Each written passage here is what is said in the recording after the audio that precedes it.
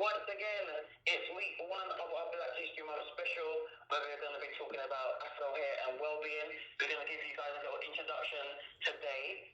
So what I'm going to do very, very quickly, because this hour's going to go so fast, I'm going to bring in the man by the name of Derek Clement. We're just going to get him to introduce himself, and we're just going to have a little talk, and you guys take note, because as I said previously, as we was kind of like giving some promos for the show, we're going to be running a competition on the 4th week of this series, yeah? But the questions will be coming from each of the weeks. So we'll have one for week 1, week 2, and so forth. So when we get to week 4, we're going to do the competition. I'm hoping that you guys will just stay with us for each of the 4 weeks and taking the information avidly. We're also going to have this recorded. So we'll send the link around for the Mixcloud recording, so you can listen back on it, just in case you've missed anything and you might want to enter the competition. They very generously decide that they're going to offer a £200 goodie bag, £100 for men, £100 for women, of hair care well-being products. All right, so it's something well worth looking out for, well worth having, but also the information is something that's well worth listening to. Anyway, I've done enough talking for now. So what I'm going to do, I'm going to bring in the man by the name of Derek Clement.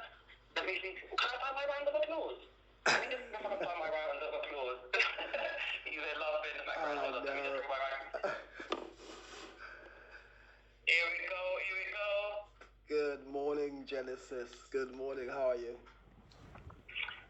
Good morning. This is a spading out. Hold on. So you got a nice big round of applause there for you. That's coming from myself and all the listeners that are locked in. How are you, Derek? How are you? Jennisis, I'm feeling absolutely fantastic. Great to be on. I'm looking forward to this. I can't wait to get to bite into this topic. This is such a much overdue topic because, of course, our hair connects us all together intergenerationally. So it's going to be exciting. Oh, definitely. And, we were speaking earlier just before we came on air, and we've been talking about this since about March.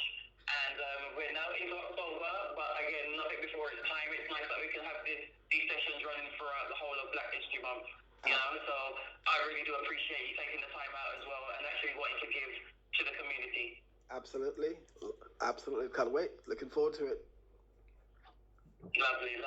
Just to quickly ask, because I understand that it's your colleague Rudy, he was meant to have been with us today, but he's not with us. He's celebrating his birthday today, so we've got to send out our birthday wishes to him. Absolutely. Well, Rudy Page is much more than my colleague. Rudy Page is my business partner. He's the executive aspect of the partnership. I'm the technical person, the artistic director. We've gone back over, 30 years or more. So it's not just a colleague thing. It's really much more serious than that. Rudy Page is the man that ensures that things work. I'm the man that ensures the creativity of the brand, the formulation of the brand, of the products, etc. Okay, lovely. So he's a friend, he's a brother. Absolutely.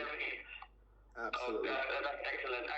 It's nice when you hear about working relationships that do work, that do last, and they do work well, especially when you've both got the same goal in mind and in terms of what you're trying to achieve. Yeah, our main focus and our main ethos, Jennisis, is, we call ourselves the gatekeepers of the Afro realm. And that's a very serious point, because we've got the lived experience. We've seen the industry grow from nothing to what it is today. It's a monumental industry. It's worth billions. I think it's worth over £250 billion per year.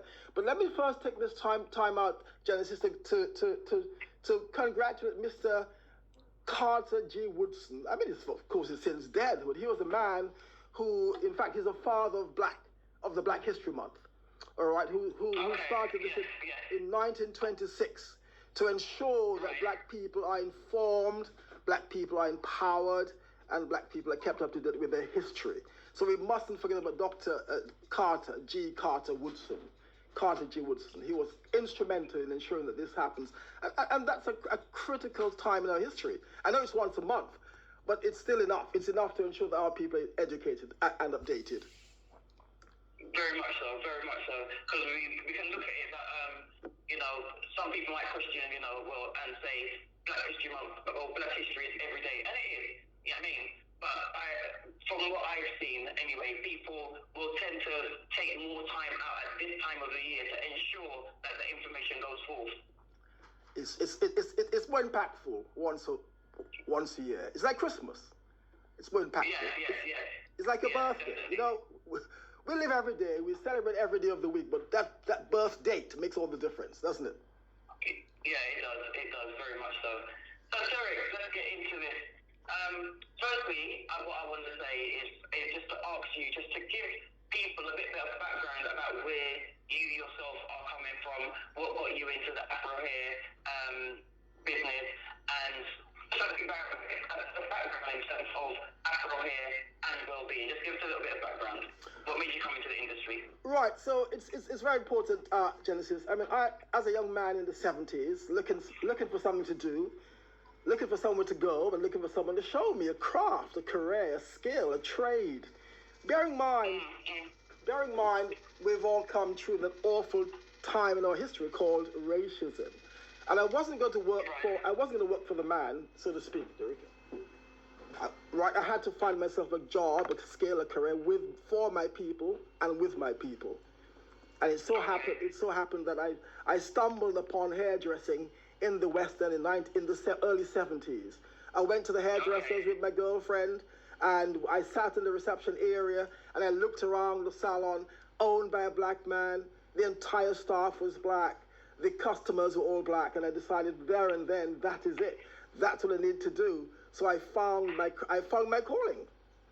It's been history ever since. Excellent.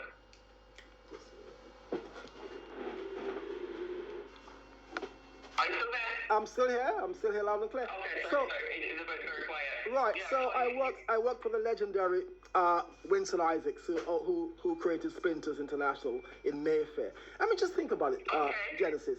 I mean, how many people realize even today that we had a successful black brand in the heart of Mayfair in 1976?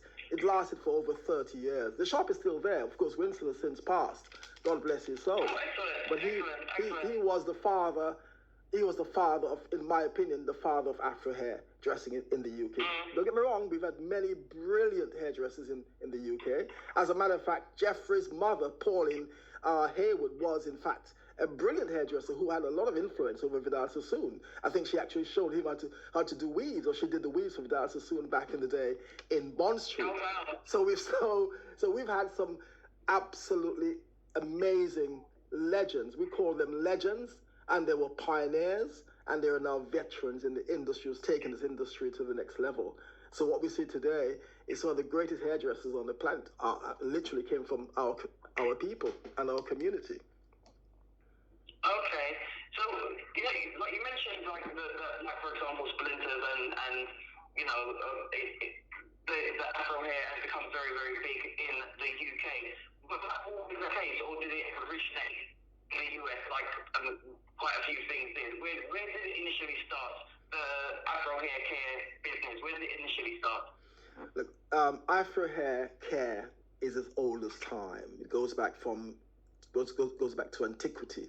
Bear in mind, Jennisis, the oldest hairdressing implement on the planet is the Afro comb. It's thousands of years old. Okay. Over 10,000 years old.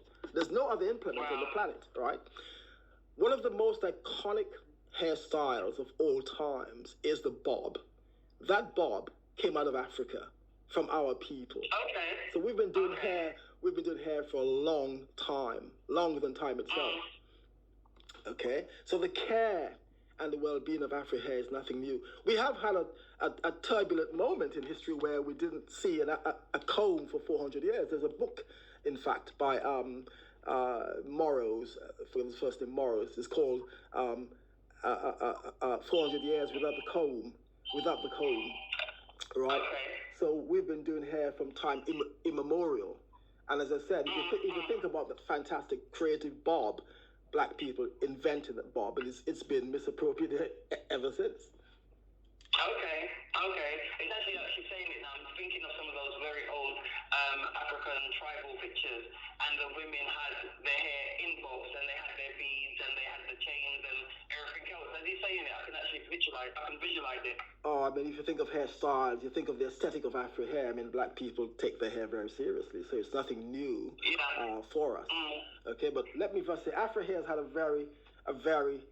gone through a very turbulent history. But this new age is nothing but a renaissance. What we see now is a revival, and it's amazing. But what's important, I think, historically, we must bear in mind that our hair has had some very it's crucial junction. Take, for instance, Tigan Law in 1786. There was a time in our history when our women was not allowed to wear the hair in public. Right? So there has to be something with Afro hair that somehow make people feel uncomfortable. Okay? Right. And so we've moved from 1786 right up to 2019 when you've got something called the Hair Act, which was actually enacted in July 3rd, 2019. All right. So from some people, Afro hair seems to be a very defiant texture. And we wear our hair, as you know, when we wear our hair, we wear our hair with pride and with confidence. It gives us empowerment. So I think that upsets most people, which brought into the equation a very peculiar term called Afrophobia. People seem to be petrified of Afro hair for whatever reason, because when we wear it, not just me or people, different hairstyles, you think of the locks, you think of this wonderful braids, you think of huge big afros, now the natural hair movement. It gives you a sense of empowerment, doesn't it? Right. So what would you say the fear was? Was it the fear? What would you say the fear was? Well, I mean, if you think about the history of Afro hair, I mean, we've had an awful history, that awful time in our history called slavery. I prefer to call it prisoners of war. I think we were prisoners of war because I don't think black people just sat by and allowed themselves to be enslaved. I mean, we had it was a very interesting time.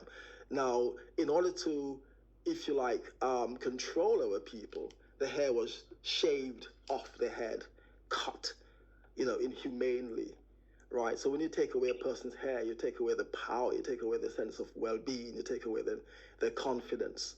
And you had in history another awful time when we had something called the pencil test.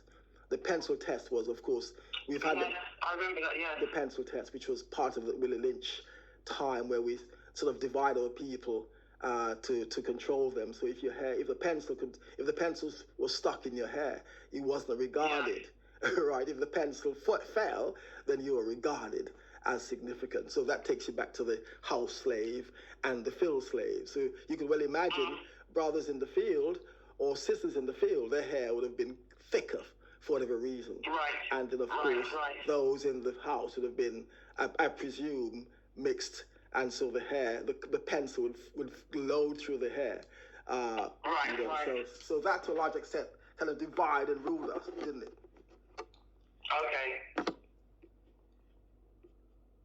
So in terms of giving them a bit more about the history and in terms of the products and stuff and how they came about, can you just tell us a little bit more about that as well, please? Well, if you think about, I mean, as I said, the care of our hair is nothing new.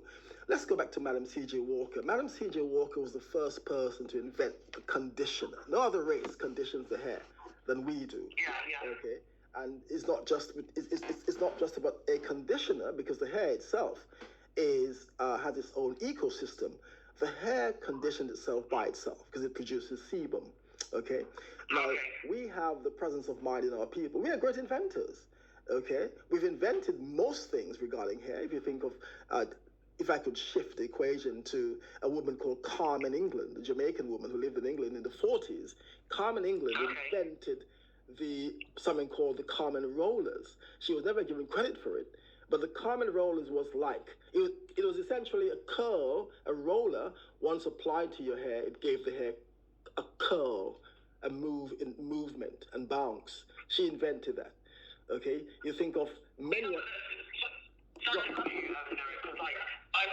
Growing up, I've always heard of the Carmen Rollers, but I never looked into why they were called the Carmen Rollers. So it's really interesting to hear you say that. How many years later did he actually explain where the name came from and why they were called that?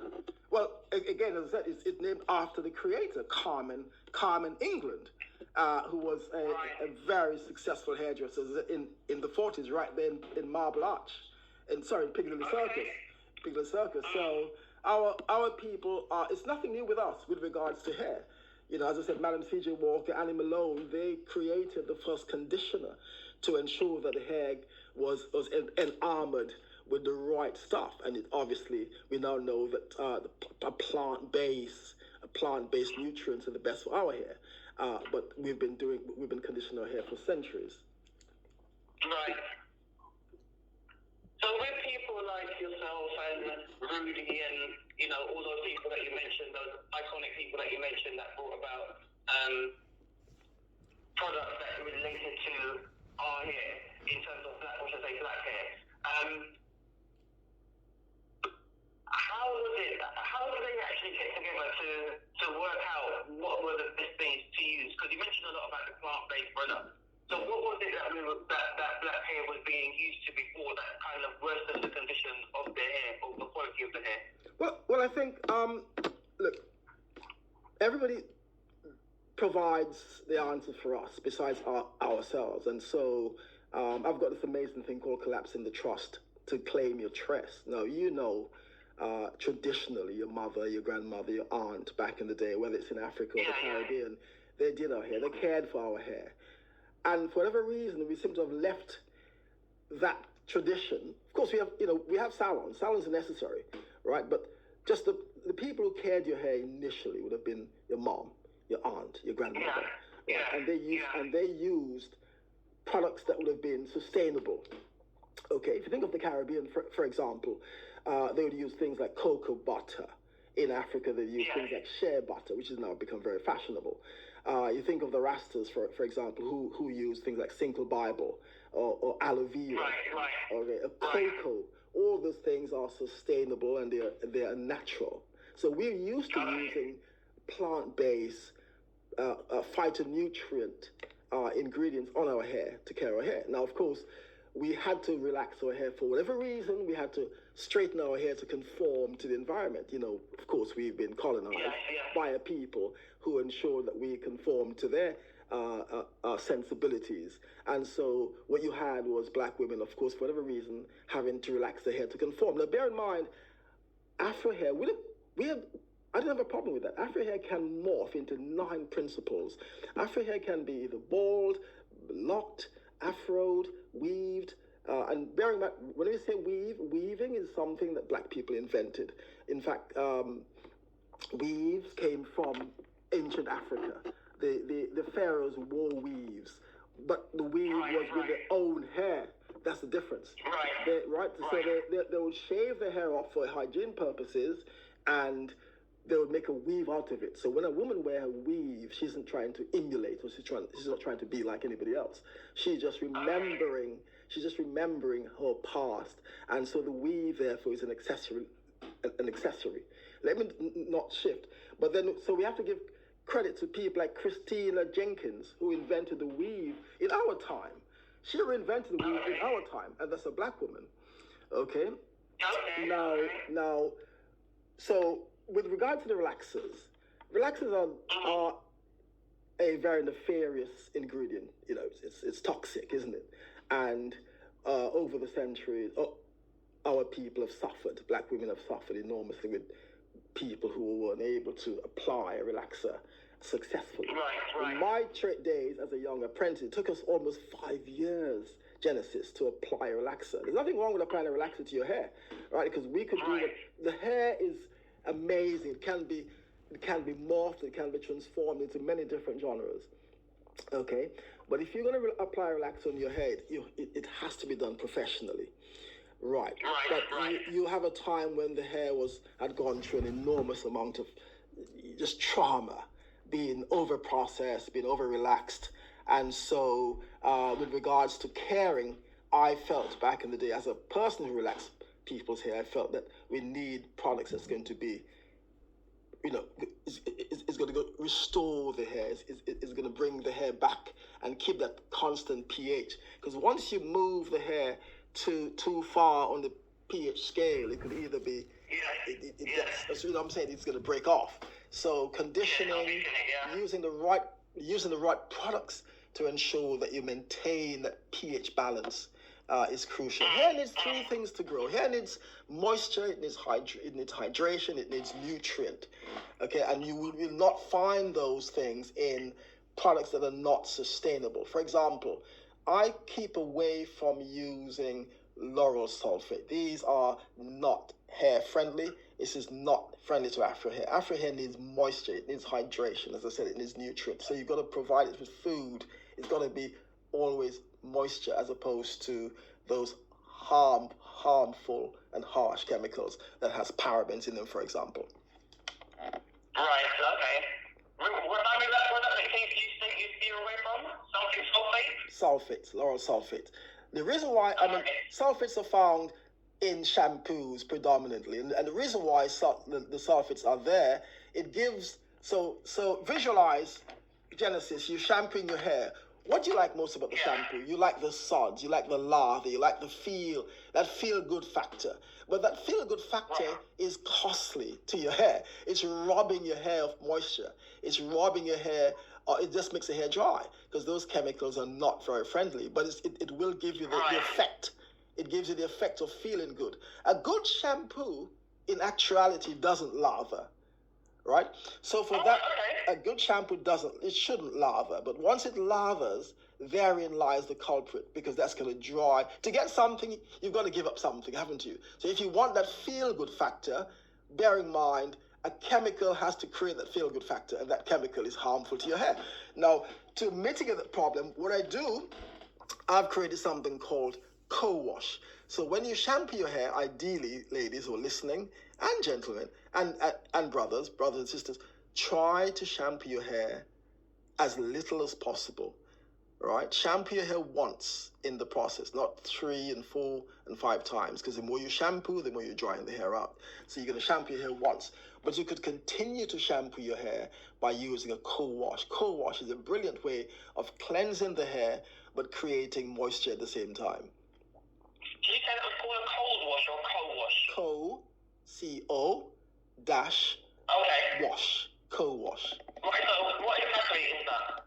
It's what the co-wash does. It provides moisture to the hair, but at the same time it's cleansing the hair. So we've removed from the product the ability to lather.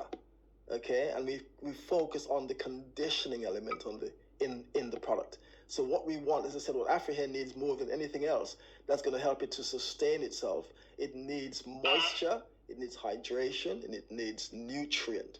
And so your product must be, in my product range, it's infused with Jamaican black castor oil.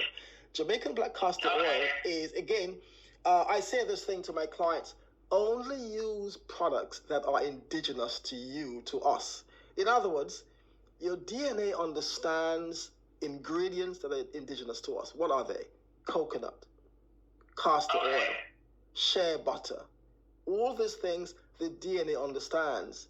Now, if you use something that's not indigenous to you, take for instance, if you use, let's say, for example, olive oil. Olive oil isn't it's not indigenous to us. So your DNA, your body doesn't understand it. It's foreign. Right. Okay?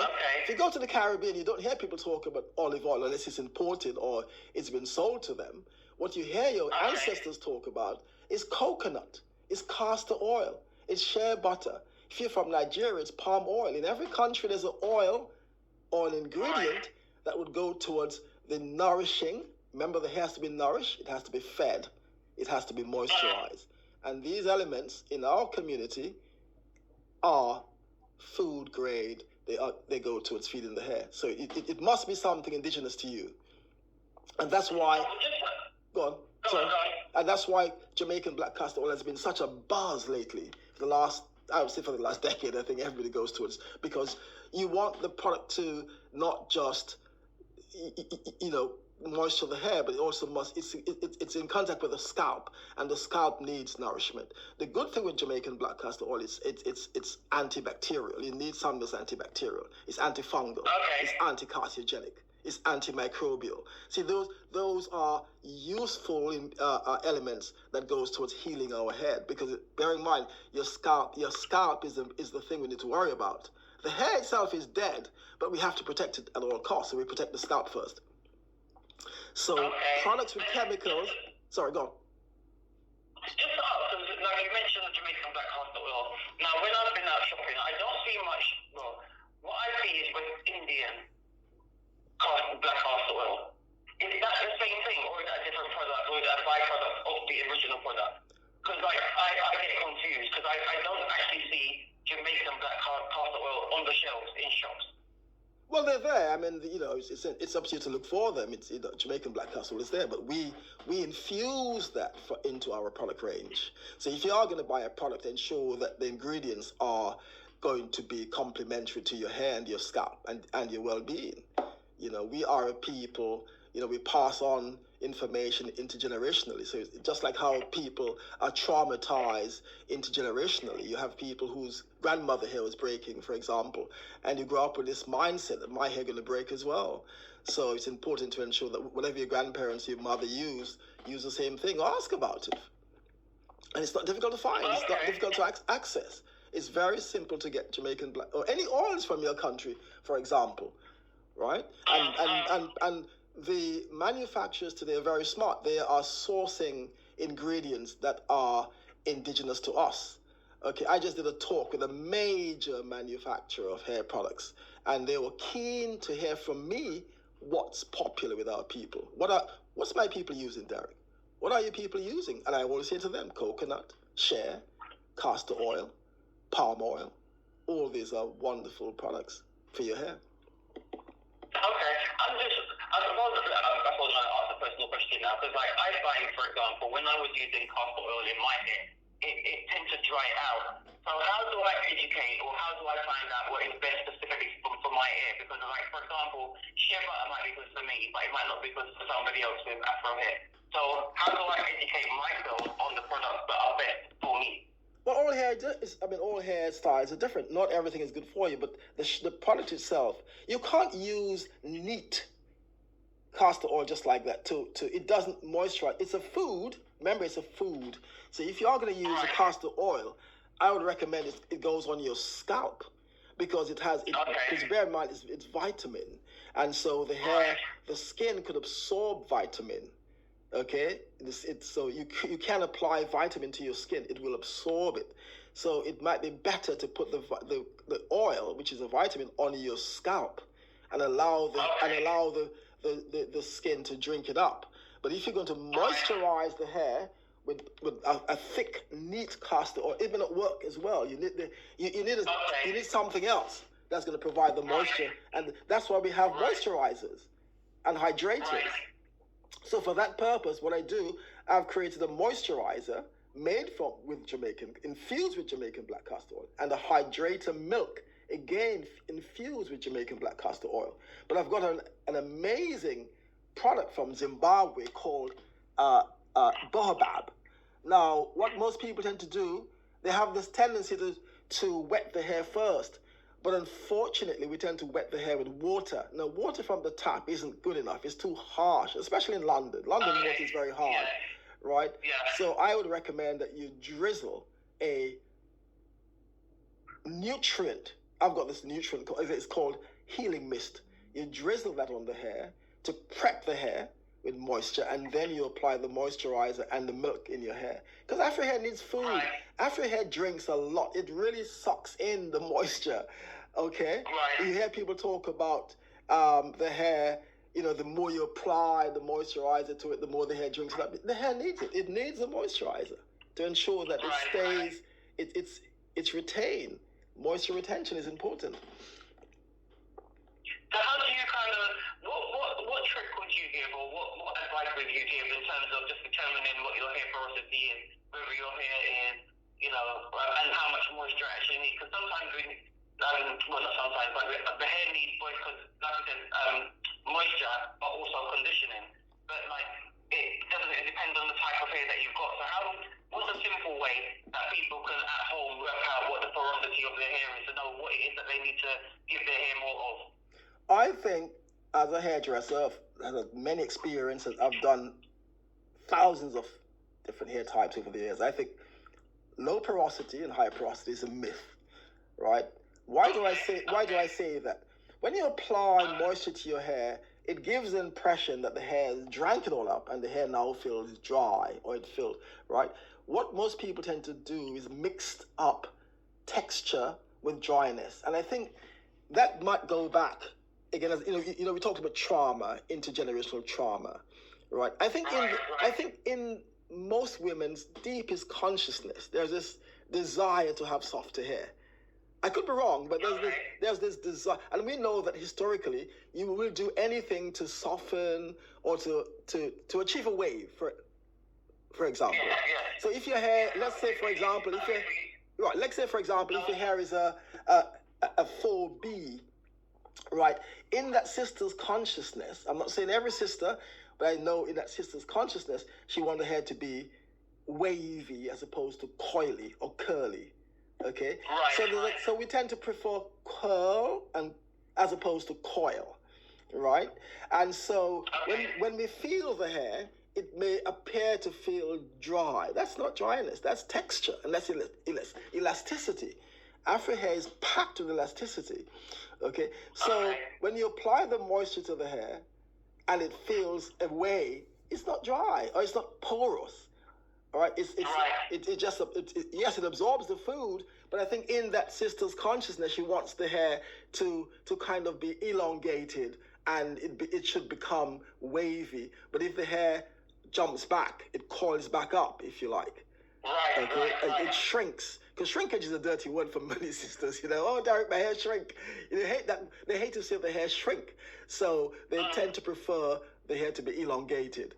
Right, so they would confuse it with porosity, either low porosity or high porosity. We know what porosity is. Okay. So is that the reason then for inventions? I don't know who invented it. Words. Words trend, and when it becomes a trend, it seems to be a norm, whether or not it's real or not. Right. It seems to be. So we talk about high porosity. All porosity is the ability to absorb moisture. Okay. Porosity, like a sponge. Okay, you think of a sponge absorbs moisture. Okay, but we need that moisture in the hair, and that moisture must be retained. And so it's important to use products that helps the hair to absorb the moisture and retain the moisture in the hair to give the hair health. Okay, and just to ask as well, because I hear people talking, and I suppose I've seen it in terms of, my limited knowledge in terms of being a hairstylist and stuff like that. But there's people that will have, oily hair, extra oily hair. Some people that was, as you mentioned a little while ago, people might confuse dryness with texture.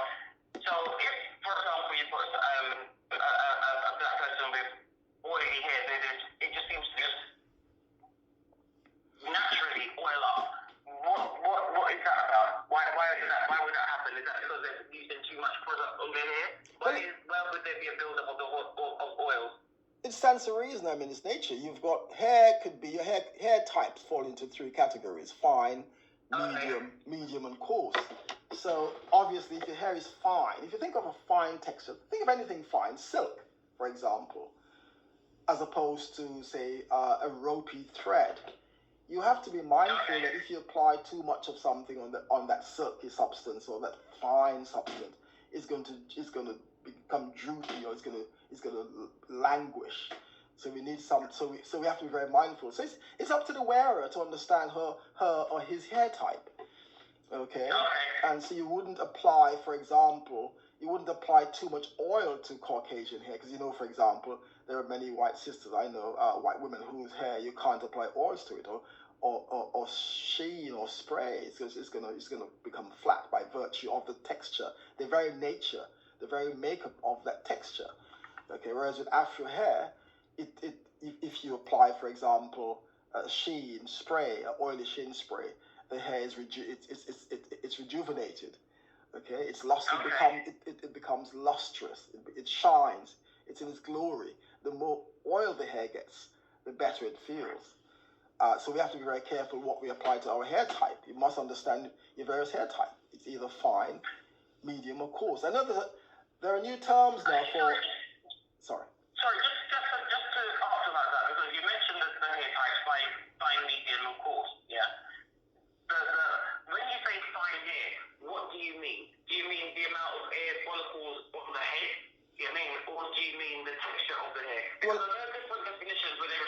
defined as being, you know, softer or X, Y, and Z. That's what fine tends to mean. But like I hear different other people say that, like, if you've got fine hair, it doesn't necessarily mean about the texture of the hair, it's about the number of hair follicles or on the head.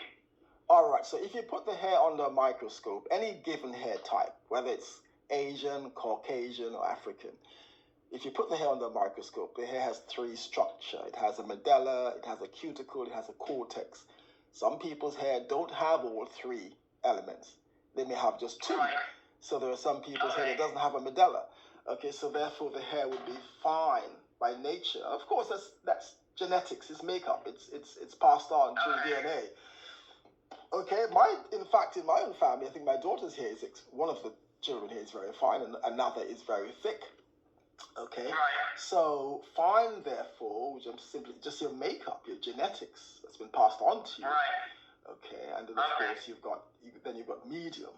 Now it's not the number of, now on every person's head, whether you are Asian or Caucasian, there should be over 250,000 strands of hair or follicles on your head.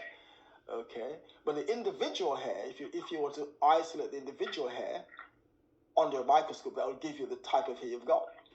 Okay, some hair, some are fine, some are medium, and some are coarse. Of course, with coarser hair, you can do a lot more.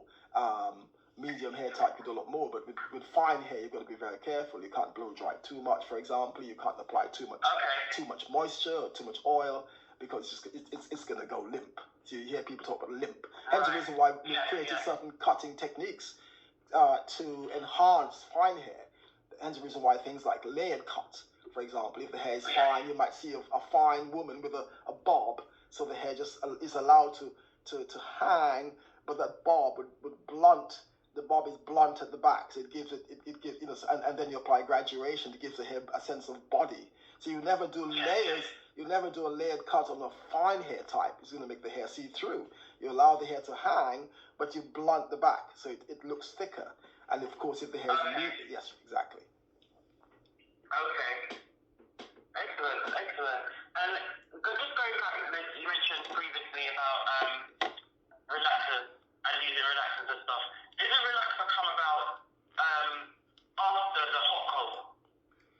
Yes, I mean, Madam C.J. Walker in the early 19th century, she didn't invent the pressing comb. She popularized it, because that comb was created in France.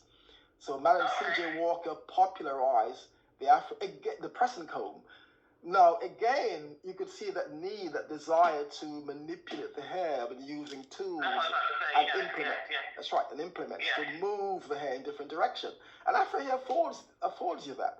My mother grew up in that pressing comb era, and many young girls remember their parents pressing their hair with a pressing comb. Yeah. Okay. You know. Not 30 years. The thing with the pressing comb, what we have found over the years, that pressing comb is one of the culprits for something called CCCA. It's really a type of alopecia. So if you visualize pressing the hair over time, at some point the pressing comb will contact the scalp. This contact onto the scalp over time would eventually cause the scalp to thin, the hair to thin and thus break. So we see today, it's almost pandemic, something called CCCA alopecia. It's not just the pressing comb alone. I think medication causes CCCA alopecia, where in the crown, and I've never seen this before in my time as a young hairdresser, but it seems to be pandemic these days, Jennisis, where you see a lot of middle-aged black women with the crown, the hair is going bald. Yes. Right, and that's called CCC alopecia. Centrifugal cicatricial alopecia.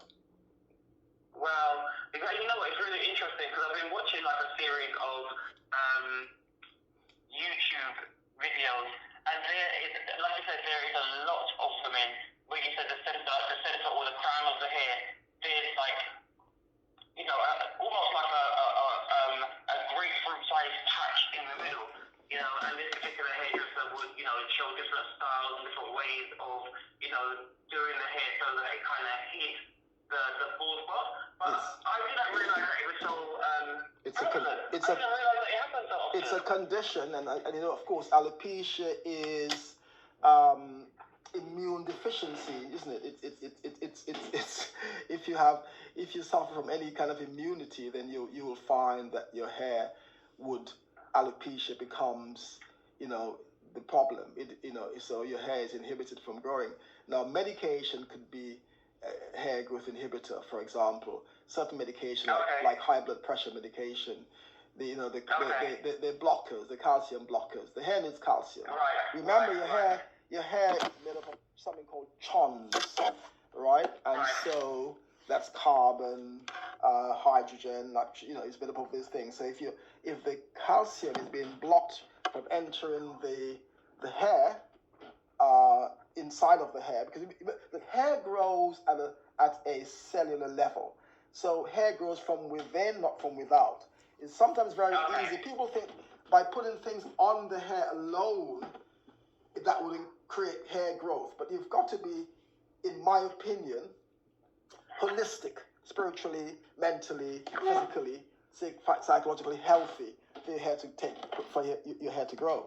So hair growth, if you are not very well, as I said, if you're suffering from any kind of, let's say high blood pressure, for example, you will be given medication.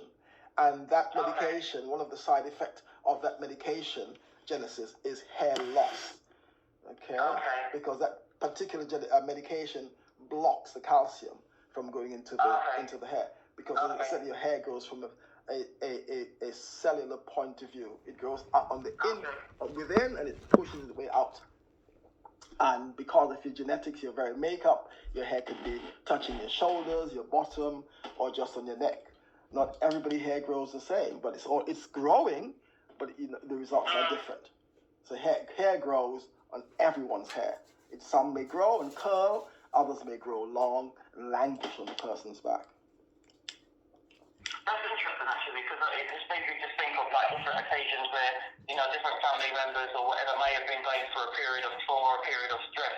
And one of the first signs that you could see, even if you couldn't see it in the body, so to speak, you could see it in the hair, where the hair would just, break in certain places. It was almost like hills and valleys. You'd have tall strands, and then you had shorter strands and tall strands and shorter strands. And it was literally as a result of stress. But as the stress started to dissipate, and they started to look after themselves, like I said, internally, just feeding themselves with the right nutrients and food, the hair literally came back and it flourished. Absolutely. That's interesting. And so therefore, I mean, the Afro hair movement, the natural hair movement now is the new zeitgeist, isn't it? It is the new zeitgeist. So what's nice about the natural hair movement, it actually has empowered women. So, we talk about women empowerment revival or renaissance. So in this new renaissance, what we are seeing is Afro hair, women are claiming back their power and refusing to burden the hair with too much, i.e. chemicals, too much relaxers, too much of this. Nothing wrong with relaxers, mind you, because I relax. I've got clients who relax their hair. Nothing wrong with it. But I'm saying that more women are moving towards a natural hair type, what we call the natural hair movement, which began in the 60s and 70s. And of course, in the 2000s, it has just propelled into a monumental movement. And so the natural hair movement, to me, it gives the women back their power, because now your hair is growing, and even if it's not going down, it's going up into the sky. So what you see today on many women is that huge Afro hair that give them a sense of power and confidence. There's nothing like it. It's amazing. And I would have thought it was the other way around. I would have thought that as more women started to move into the more natural hair lifestyle, that the products that are available would start to decrease in terms of people wouldn't be necessarily buying them. So in terms of like relaxers, what's the other one that I can't remember what it's called? It's like a semi-relaxer, halfway relaxer. Texturizer, when it's texturized. That's the one, the texturizers. I thought they would start to limit in terms of their sales. I don't think, look, I mean, trends come and trends go. I mean, I've seen moments where everybody wants their hair to be cut short. I've had hundreds of clients who decide to do the big chop, and they go for a nice short. it just trends. Depends on your celebrity, who you like, what's trending. Then you see folks go from relaxers to texturizers, and then ultimately to natural. What I'm now seeing the trend shifting again. I'm seeing people asking me for texturizers. So there's a fear to over process the hair. Now, one of the biggest trends a few years ago was press and curl. Press and curl have been really trendy for a minute, but then I think the heat that comes from pressing your hair can be invariably more damaging than a relaxer. So in other words, heat damage could be really traumatic to your hair. So if the hair is overburdened with too much heat, well, of course, it's not going to grow back. It's going to be burnt. So what you now see is that to prevent all of that nonsense, I think what the sisters are now doing is wearing their hair natural. Some of them wear weaves as what they call protective styling, so the hair is kept healthy and bouncy at the bottom, and then they wear weave as an accessory. And as I said, weaves are our thing. We invented the weave. When you wear your weave, you're not trying to be like anybody else. In fact, it's other people trying to be like our people, right? Because weaves were created by black people for black people, by black women for black women. Okay, I understand. You know what, Derek? I'm actually looking at the time. We've literally got about 6 minutes left of this series. I can't believe the time. So far. Yeah, time. It just really goes so far.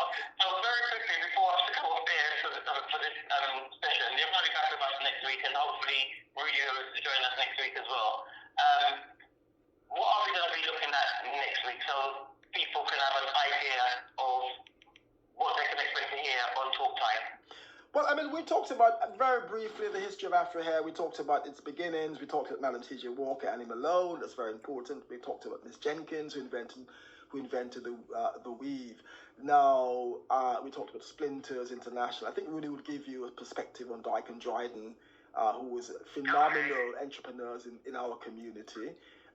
So we'll probably delve more into that perhaps, and then we'll get back to the maintenance and the well-being of the hair, how to maintain your hair, what product to use, and what products to keep away from. You know, we talked about parabens and sulfates. These are dangerous products, truth be told.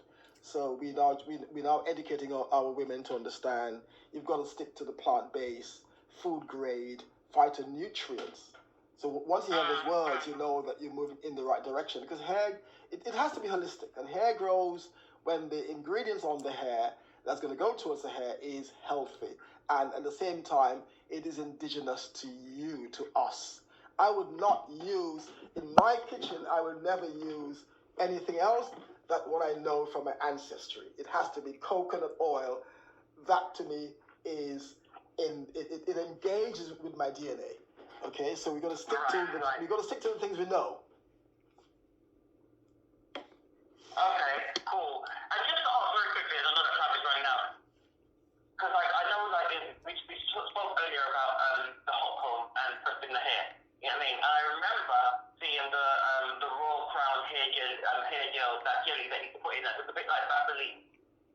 Is that something that was positive or negative for the hair? Because it gives the hair the sheen, but was it actually good for it? I don't like the word Vaseline, because we now know that that's a byproduct. That's petrol. That's petroleum. Right? So we were using because these things were sold to us. We were using petroleum on our hair as opposed to, and I know why these were fashionable. Okay, why they were fashionable, because there are things called emollients, right, and occlusives. Okay, these, right. So some products, for example, they will trap the moisture in the hair to ensure that the hair doesn't. Right. So you may find that in Vaseline, if you are, for example, a diver, and they tend to put Vaseline on their bodies, whatever. But I think we now come to an age where we are exposed to a much more healthier option. Obviously, as I said, shea butter, coconut butter. These are healthier for your scalp and your skin and your hair, ultimately, than Vaseline. I don't think black people use Vaseline anymore, do they? I don't think so, do they? I mean, perhaps it's not a very good product, personally. It's petroleum, for God's sake. Yes, the micronator, yes. No, that's really interesting. I had to just throw that one in just before we come off air.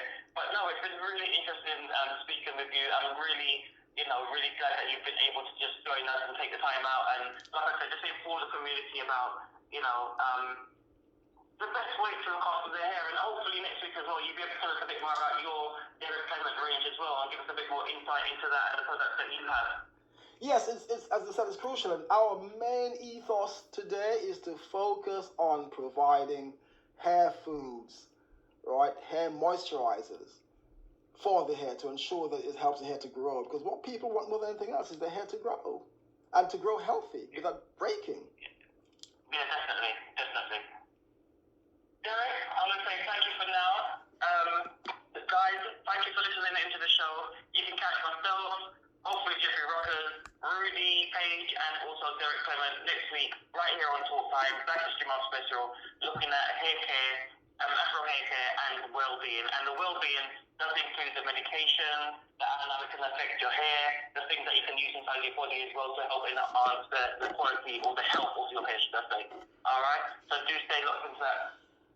Derek, many blessings. Thanks a lot. I know you're going to be hard at that very shortly, but really do appreciate you coming. Pleasure, Jennisis. Looking forward to next week. We're ready. All right, take care. Thank you. Bye. Thank you. Bye.